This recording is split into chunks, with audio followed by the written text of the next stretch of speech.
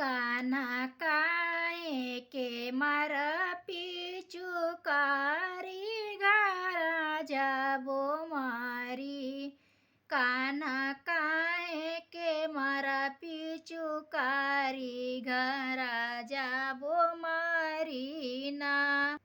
પહેલા પીછે કર્યા કાन्हा નથી આપે મારે.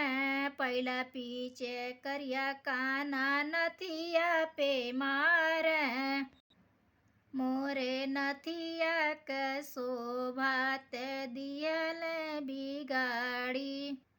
મોરે નથી આ કશોભાત દિયલ બિગાડી.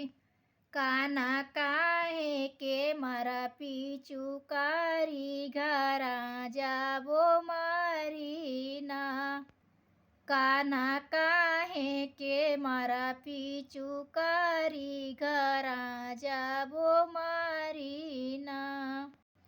दूसरा पीछे કર્યા કાन्हा ટીકાવા પે મારે. दूसरा पीछे કર્યા કાन्हा ટીકાવા પે મારે. મોરે ટીકાવા કદીને શોભા બિગાડી ઘરા જાબો મારી.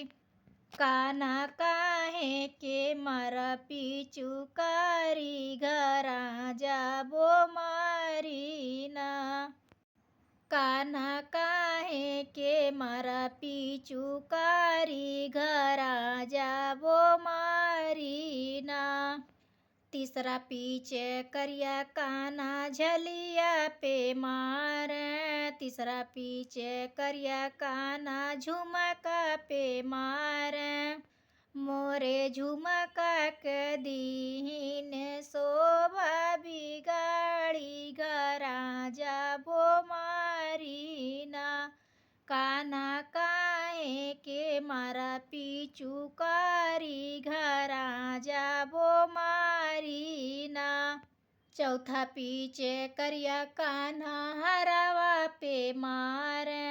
चौथा पीछे કર્યા કાन्हा હરાવા પે મારે. મોરે હરાવા કદીને શોભા બિગાડી ઘરા જાબો મારી ના. કાन्हा કાહે કે મારા પિચુકારી ઘરા જાબો મારી ના.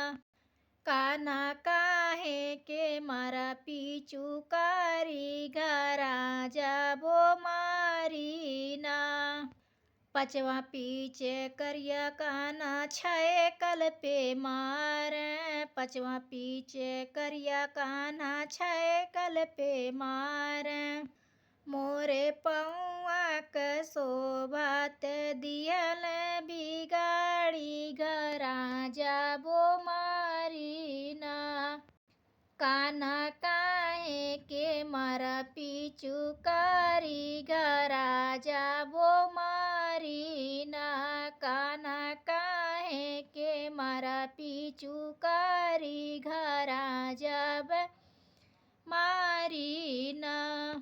છઠ્ઠામાં પીछे કર્યા કાन्हा કમર પે મારે. છઠ્ઠામાં પીछे કર્યા કાन्हा કમર બંધ પે મારે. મોરે કમરી કદિયલ ત શોભા બિગાડી ઘરા જાબો મારી ના. કાन्हा કાહે કે મારા પિચુકારી ઘરા જાબો મારી ના. સતવા પીछे કર્યા પૂરા અંગ પે મારે. સતવા પીछे કર્યા પૂરા અંગ પે મારે. મોરા પૂરા હોલિયાત દિયલ બિગાડી ઘરા જાબો મારી ના.